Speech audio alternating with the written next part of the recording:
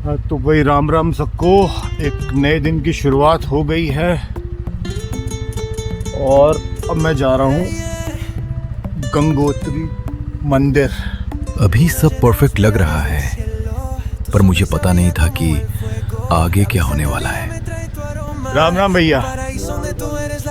Season से पहले आने का ये फायदा होता है, आप बाइक लेकर मंदिर तक जा सकते हैं। यार मेरी नी में बहुत पेन हो रहा है कल से, ये भी because of the cold weather, और या फिर मैं बूढ़ा हो रहा हूँ। दोनों बातें सही लगती हैं।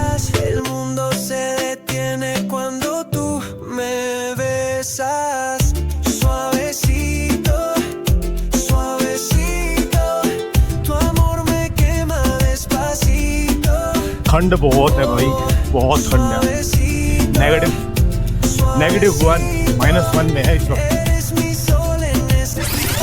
चलो यार थोड़े से ना कुछ ड्रोन शॉट्स लेते हैं। घटना घट गई अभी मेरे साथ में। मैंने ड्रोन निकाला था कि पीछे के ना शॉट लूंगा। बहुत अच्छी पीक है, बहुत प्यारा वेदर है और कोई भी नहीं था। ड्रोन ना इधर पेड़ में कहीं निकल गया, कंट्रोल में भी नहीं आ रहा, अब तो कनेक्ट भी नहीं हो रहा, इनफैक्ट रेंज में भी नहीं है। अब सिर्फ ये डब्बा रह गया है जिसके अंदर बैटरीज हैं दो, एक तो उसमें चली गई और ये बुरा नहीं, मतलब धक्का लगा हुए क्या हो गया। अब कोई कहेगा कि भाई यहाँ उड़ाता ही मत है, तुझे दिख नहीं रहा, खाई है साइड में, तू उड़ा क्यों रहा था, वगैरह वगैरह वगैरह। चलो मंदिर पहुंच गए। जय मां गंगे।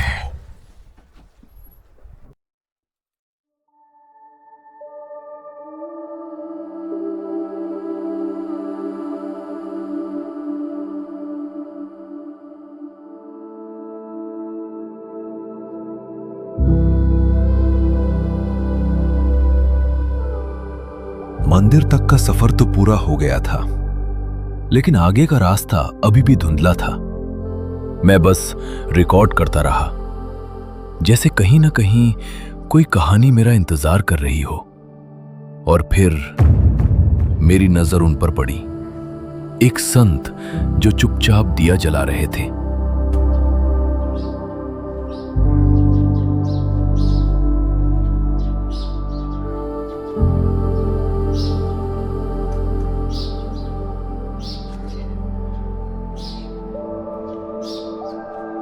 मैंने उनसे बात करने की इच्छा व्यक्त की और उन्होंने हल्की मुस्कान के साथ हां कह दी।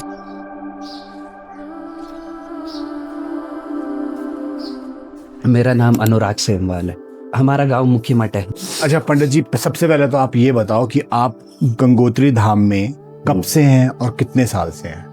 यहाँ पे हम जो रेगुलर आ रहे हैं वो आ रहे हैं हम आपके 2020-21 के बाद, जब से कोरोना काल आया है। हाँ। उसके बाद से, और उससे पहले हम 2010, 11, 12 से ऐसी, मतलब जैसे स्कूल की छुट्टियां पड़ती थी, कॉलेज की छुट्टियां पड़ती थी, तो उस टाइम आते थे। तो अब 12 महीने आप यहीं रहते हैं? हाँ जी, अब 12 महीने इधर ही रहते। तो आप अकेले रहते 12 महीने? हमारे साथ एक और पार्टनर है, वो अभी अपने कमरे पे है। देखिए 6 महीने आरती लगती है यहाँ पे गंगोत्री धाम में। 6 महीने जो आपका मुखी मठ है वो माइका कहलाता है, गंगा मैया का, तो 6 महीने आरती वहाँ पे लगती है। तो यहाँ पे पहले से ये परंपरा चलती आ रही है कि इस स्थान को भी खाली नहीं छोड़ा जाता है, इधर भी कोई ना कोई रहता है। जैसे हम पुजारी रखे गए हैं यहाँ पे उस सेवा के लिए, गंगा मैया के, तो हम क्या करते हैं यहाँ पे सुबह शाम हमारी जो ड्यूटी रहती है वो सुबह शाम हमारी आरती करने की ड्यूटी रहती है। यहाँ पे मंदिरों में बाहर गेट के बाहर दिया जलाना है और अपना भोजन पकाना है, और एकदम सिंपल और नॉर्मल जिंदगी हम यहाँ पे जीते हैं, सादा खाना खा के। अब आप यहाँ रहते हैं और आप साधना भी करते होंगे, जी, मेडिटेशन भी करते होंगे जी। तो आपके साथ कभी कोई ऐसा अनुभव हुआ है कि जिसमें आपको लगता हो अरे ये तो साक्षात भगवान सामने आ गए? जी देखिए, अब ये कलयुग का समय चल रहा है, इसमें तो रेयर चांस होगा कि आपको कि भगवान के प्रत्यक्ष दर्शन, वो इतने आसान नहीं है कलयुग में। तो आप सुखी हैं, खुश हैं ना? हाँ जी, हम खुश हैं। तो आप लोगों को क्या कहना चाहोगे? मतलब आप जैसे यहाँ रहते हो, आप यहाँ पे मैं मानता हूँ कि कम से कम 4 महीने तो खूब बर्फ पड़ती होगी, हाँ जी, हाँ हाँ। है ना, और इतनी पड़ जाती होगी कि शायद निकलना भी मुश्किल हो जाता होगा। फिर ऐसे में अगर इलेक्ट्रिसिटी नहीं है तो और टफ हो जाता होगा। हाँ जी, हाँ, हाँ। और आज के टाइम में तो गैस की भी समस्या चल रही है। जी, जी, तो जी। यहाँ पे जीवन इतना संघर्ष भरा है, फिर भी लोग अपनी अपनी छोटी छोटी चीजों में इतने उलझे हुए हैं। तो आप उनको कैसे बताओगे कि आप ऐसे मस्त कैसे रहते हो? जी देखिए, सबसे पहले है इंसान को खुश रहना चाहिए अपनी जिंदगी में। बिल्कुल। कभी किसी से बैर या ईर्ष्या ये चीजें नहीं रखनी चाहिए। खुश रहो, अपनी नॉर्मल जिंदगी जियो, आप बहुत अच्छी जिंदगी जियोगे। अगर आप बैर रखने लग गए कि इसने मेरे से इतना ज्यादा प्रोग्रेस कर दिया तो मैं भी, तो ये चीजें ना बहुत आपको ना डाउनफॉल में लेते जाएगी कि आपका माइंड ही आपके साथ में खेल जाएगा। हाँ जी हाँ, आपका माइंड ही आपके साथ खेल जाएगा। कल जैसे मैं ट्रैवल करते हुए आ रहा था, मुझे एक चीज और एहसास हुई थी कि क्या शिक्षा सिर्फ ये एजुकेशन या किताबी है या कुछ और है? क्योंकि मुझे ऐसा लगा रास्ते में आते आते कि अच्छा जीवन जीना, उच्च विचार और अपने मन को शांत और कंट्रोल में रखना ही सही शिक्षा है। हाँ जी। क्योंकि अगर आपके पास में सारी डिग्रियां हैं, हाँ जी। लेकिन आप अपना मन कंट्रोल में नहीं रख सकते, तो उस शिक्षा का क्या लाभ?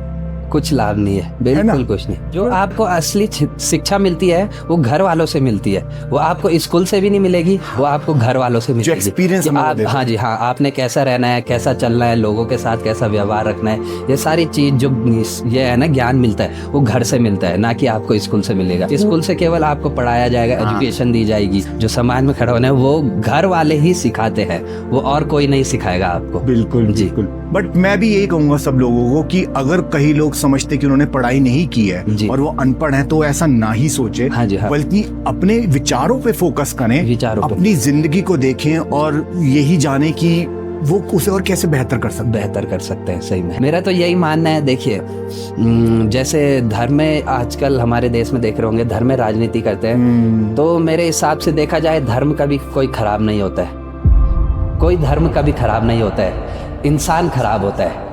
अब आप हमारे हिंदुओं में बात कर लो, अगर हमारे हिंदुओं में कोई मतलब इंसान गलत होगा, हाँ उसने जी। किसी का क्या कुछ गलत कर दिया, तो हम ऐसे थोड़ी बोलेंगे कि सारे हिंदू खराब है। बिल्कुल, नहीं, बिल्कुल। हिंदू खराब नहीं है। अब मुस्लिमों में कोई पत्थर फेंक रहे हैं, कोई पत्थर मार रहे हैं, तो इसका मतलब ये सारे मुस्लिम थोड़ी खराब है। हाँ जी, बिल्कुल बिल्कुल। जो वेल एजुकेटेड है, जो अच्छे शिक्षा वाले हैं, घर से अच्छा ज्ञान मिल रखा है, तो वो तो अपने घर पे बैठे हैं, वो थोड़ी वहाँ बाहर आ जा रहे हैं और उनके साथ पत्थर मारने लगे। नहीं, ऐसा नहीं है। धर्म कोई खराब नहीं होता है, इंसान खराब होता है।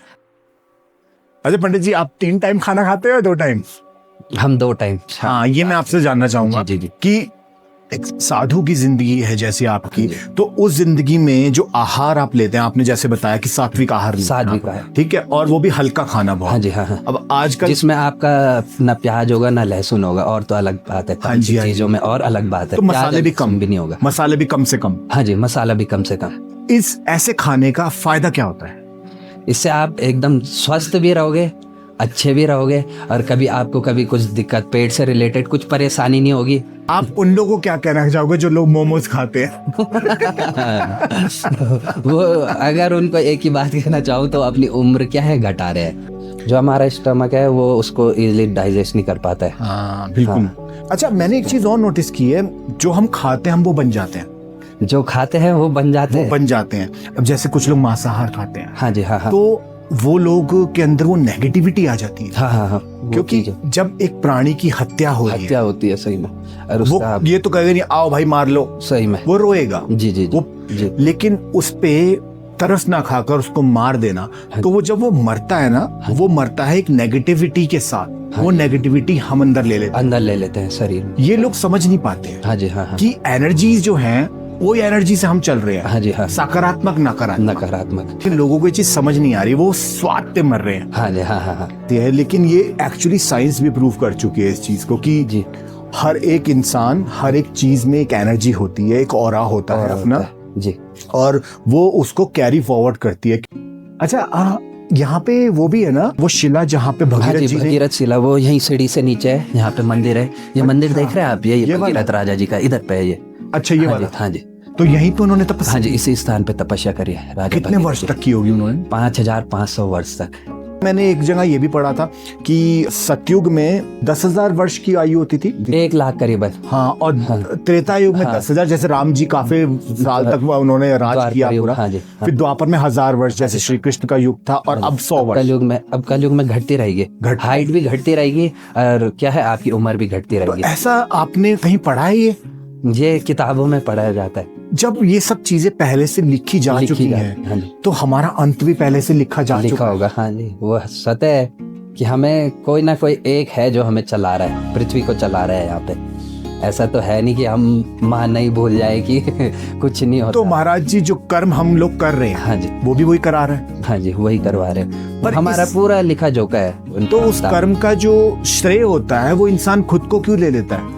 वही तो इंसान के अंदर एक वो आ गया है, ईगो टाइप का, ये अहंकार जो आ जाता है इंसान के अंदर जी।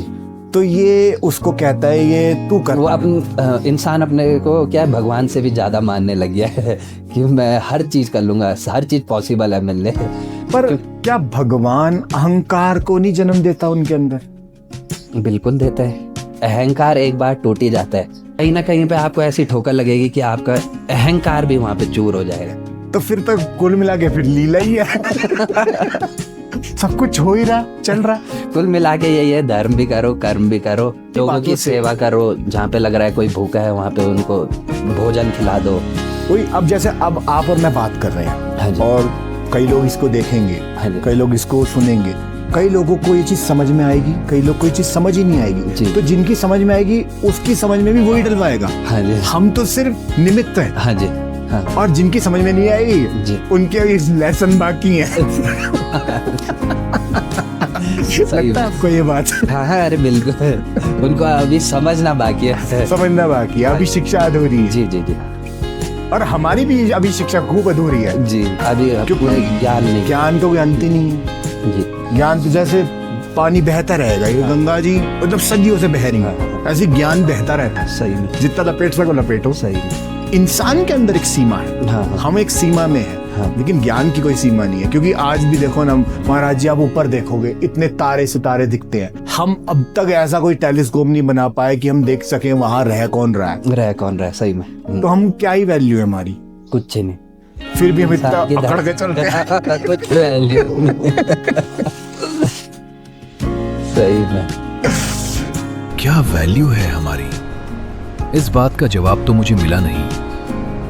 फिर भी अंदर एक सुकून था कि जो हो रहा है अच्छा हो रहा है, और जो होगा वो भी अच्छा ही होगा।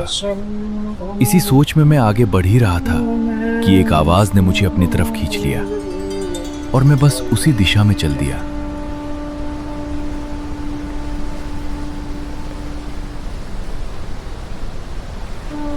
और कुछ ही पलों में मैं एक स्वामी जी के चरणों में बैठा था।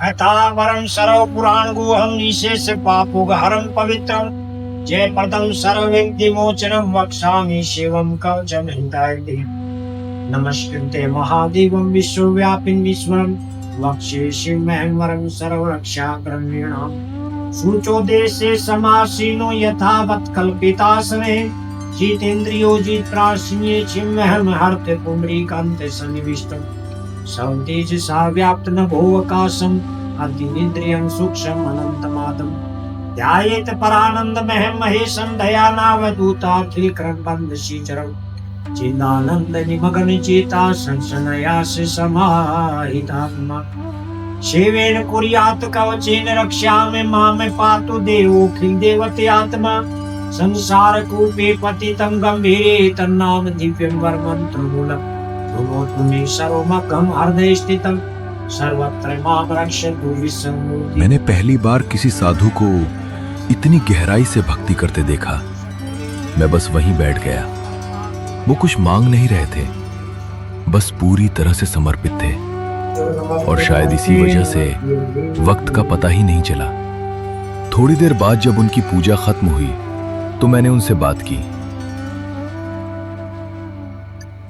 पंडित जी, अभी आपने जो ये इतनी बड़ी पूजा की, ये इसको क्या कहते हैं?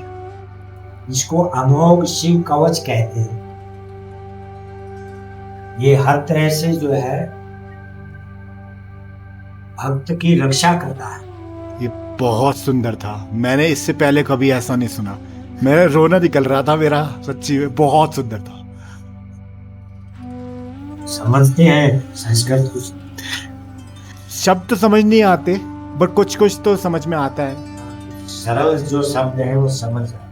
आपको जो एक कंठस्थ याद है पूरा, ओ हो, ये चमत्कार है हमारे लिए। आप कब से यहाँ पे हैं पंडित जी?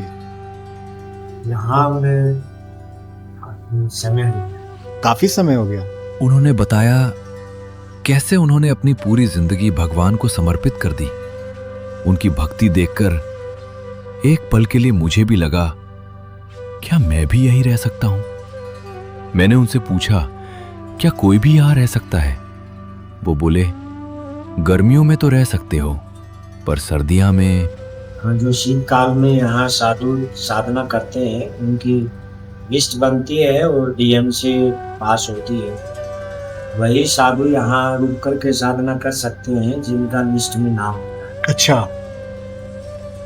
ऐसे हर कोई शीतकाल में बर्फ में यहाँ नहीं रुक सकता। क्योंकि यहाँ पे कोई व्यवस्था नहीं है, कोई हॉस्पिटल नहीं है, कुछ नहीं है। कोई व्यवस्था नहीं होने के कारण यहाँ कोई अनजान व्यक्ति नहीं रुक सकता। तो आप गंगोत्री धाम से कब आखिरी बार कभी कहीं और गए थे, किसी गांव में या कहीं और? जाते हैं हम साल में 2-4 दिन के लिए नीचे जाते हैं। बस 2-4 दिन के लिए? विशेष कार्य होते हैं हमारे जो यहाँ नहीं हो पाते। अच्छा, वस्तुओं को प्राप्त करने के लिए हमें नीचे दिल्ली इत्यादि जगह जाना। स्वामी जी का आशीर्वाद लिया और मन में बस एक ही बात थी, यहां फिर से जरूर आना है।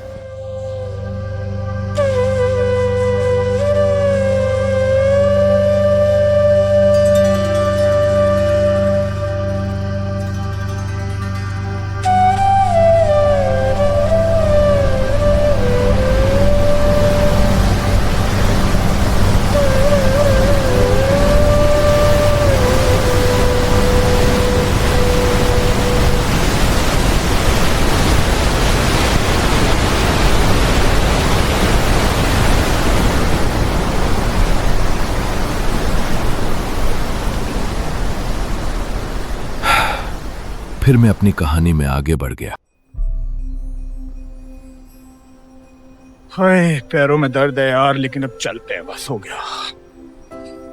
दर्द को जितना तवज्जुह दोगे उतना दर्द बढ़ेगा।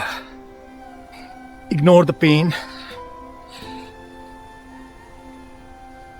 तो ये आश्रम था पीछे स्वामी जी का, और देखते हैं कभी अगर हुआ, प्रभु ने चाहा तो कभी स्वामी जी के आश्रम में आके रहेंगे किसी दिन।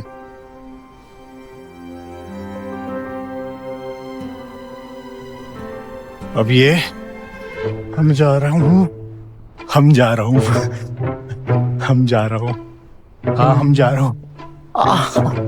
ये दर्द हुआ, हाय, Damn. देखा आपने, लापरवाही का नतीजा है। Come on. Okay. गंगा माँ मंदिर, अच्छा हाँ, पूरा यहाँ से मंदिर घूम के आ जाएगा। भागीरथ शिला, सूर्यकुंड एंड गौरीकुंड। गौरीकुंड हम वहाँ आए, पांडु गुफा 1.5 किलोमीटर है यहाँ से। जाना तो चाहिए पुलिस से। 1.5 किलोमीटर देखते हैं बाद में। चलो, राम राम भैया। भैया जा सकते हैं? इस पे चल लेना।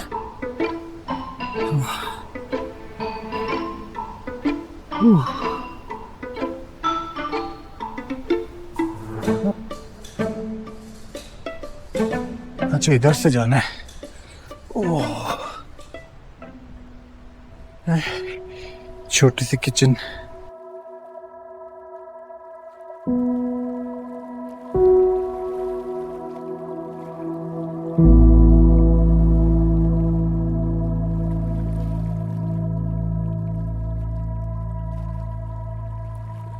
मैं गलत आ गया शायद।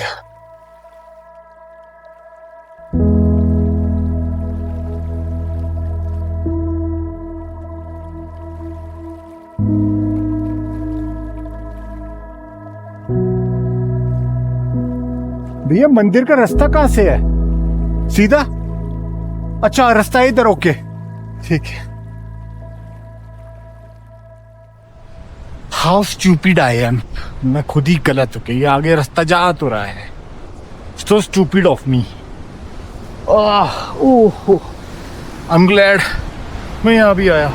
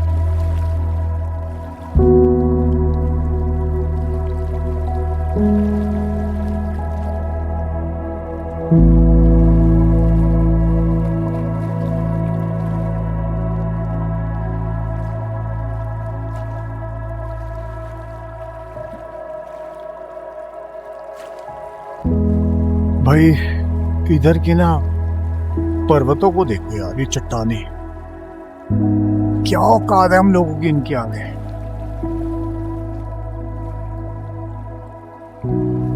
औकात तो हम सब की एक ही है, पर समाज में हम औकात को पैसे से तोलते हैं, इंसानियत से नहीं।